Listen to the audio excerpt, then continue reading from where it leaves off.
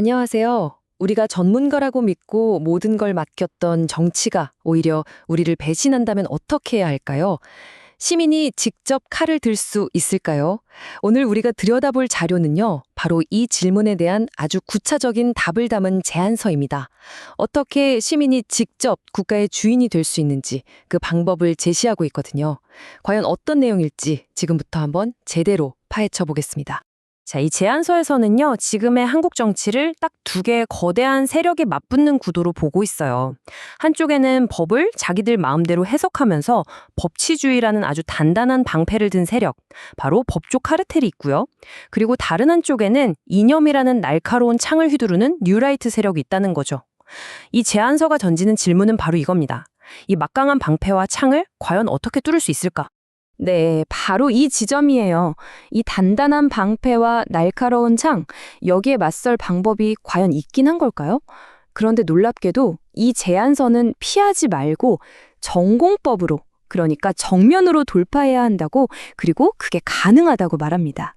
아니, 대체 그 비책이 뭘길래? 지금부터 하나씩 살펴보시죠. 이 제안서가 진짜 문제 삼고 있는 건요, 바로 전문가, 대 국민이라는 이 구도 자체입니다.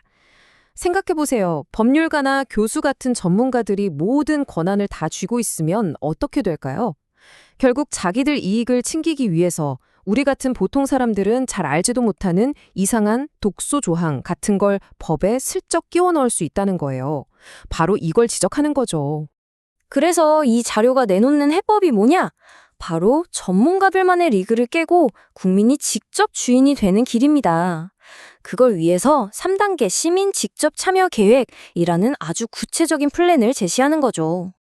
이 계획, 핵심 아이디어는 사실 굉장히 간단해요. 정책이 만들어지고 실행되고 평가받는 모든 과정 있잖아요. 바로 그 시작부터 끝까지 인지, 수립, 평가, 이 3단계에 시민이 직접 뛰어들자는 겁니다. 더 이상 전문가들끼리 북치고 장구치는 게 아니라 시민이 직접 심판도 보고 선수로도 뛰는 그런 그림인 거죠. 네, 맞습니다. 바로 인지, 수립, 그리고 평가. 이 3가지 키워드가 전문가들이 쌓아올린 송벽을 무너뜨릴 열쇠가 된다는 건데요. 자, 그럼 그 첫 번째 열쇠부터 한번 써볼까요? 정책을 인지하는 단계, 여기서부터 어떻게 시민이 참여하는지 구체적으로 한번 보죠. 자, 첫 번째 단계는 바로 시민 배심원단입니다.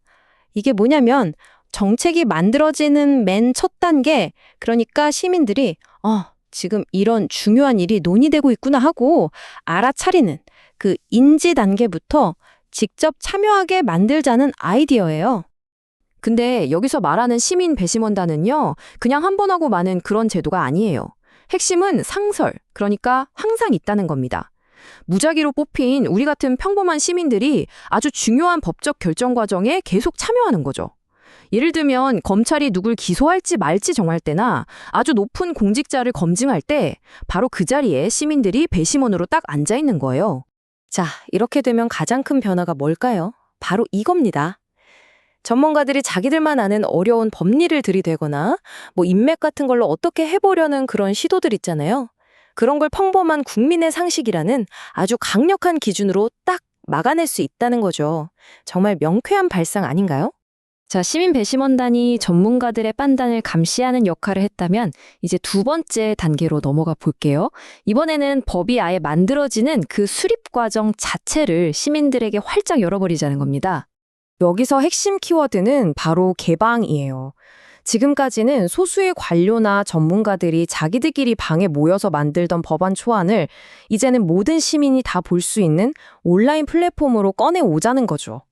그리고 바로 거기서 누구나 법 조항을 새로 제안하고 막 토론하고 같이 수정도 할 수 있게 만들자는 겁니다. 바로 이겁니다. 이 그림이 그 효과를 아주 명확하게 보여주죠. 예전 방식이 밀실에서 자기들끼리 야합할 위험이 있었다면 이젠 수많은 시민의 눈이 지켜보는 감시받는 입법이 되는 거예요. 만약 누군가 슬쩍 나쁜 조항을 끼워 넣으려고 한다? 그럼 바로 우리들의 집단지성이 이거 이상한데? 하고 찾아낼 수 있다는 거죠. 자, 이제 드디어 마지막 3번째 단계입니다. 정책이 어떻게 논의되는지 인지했고 만드는 과정에 수립도 참여했어요. 그럼 마지막 퍼즐 조각은 뭘까요? 바로 평가하고 책임을 묻는 거겠죠. 그리고 이걸 위한 가장 강력한 무기가 바로 시민 소환권입니다. 이건 정말 어마어마하게 강력한 권한이에요. 만약에 판사나 검사가 법을 자기 마음대로 왜곡하거나 어떤 공직자가 헌법에 어긋나는 행동을 했다? 그러면 시민들이 직접 저 사람 당장 자리에서 끌어내리세요 또는 징계하세요 라고 요구할 수 있는 권리를 갖게 되는 겁니다. 이 제도의 목표는 아주 명확합니다. 바로 조직 안에서 자기들끼리 잘못을 덮어주는 그 제 식구 감싸기 문화를 아예 뿌리 뽑겠다는 거예요. 그리고 권력의 진짜 주인이 누구인지, 바로 우리 국민이라는 사실을 그들이 아주 뼈저리게 느끼게 만드는 장치다라고 이 자료는 이야기하고 있습니다. 자, 그럼 정리해볼까요? 시민 배심원단, 개방형 입법, 그리고 시민 소환권까지.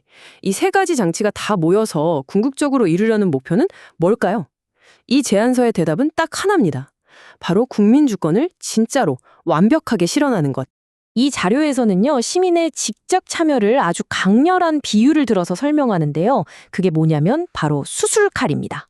카르텔이 가진 보이지 않는 이념과 눈에 보이는 권력. 이 두 가지 종양을 동시에 도려낼 수 있는 가장 예리하고 날카로운 도구라는 거죠. 이 제안의 핵심 철학이 바로 이 문장에 다 담겨 있다고 생각해요. 전문가 카르텔이 진짜로 무서워하는 건 사실 어떤 대단한 정치인 한두 명이 아니라는 거예요. 그들이 가장 두려워하는 존재는 바로 당신들 틀렸어 라고 한 목소리로 외치는 조직된 수천만 시민의 거대한 힘이라는 거죠. 그리고 이 모든 이야기는 결국 딱 한 문장으로 모아집니다. 바로 대한민국 헌법 제1조. 대한민국의 주권은 국민에게 있고 모든 권력은 국민으로부터 나온다. 이 자료는요, 바로 이 위대한 조항을 책 속에 잠자게 두는 게 아니라 현실로 만드는 주체가 바로 우리 시민이라고 선언하면서 끝이 맺습니다.